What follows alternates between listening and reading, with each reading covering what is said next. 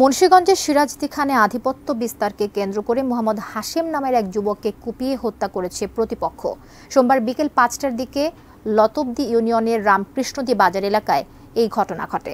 Police ও স্থানীয়রা জানান, গ্রামের মনু ব্যাপারীর ছেলে জাভেদ ওমরের সাথে একই গ্রামের আব্দুর রহমানের ছেলের দীর্ঘদিন ধরে বিরোধ চলে আসছে।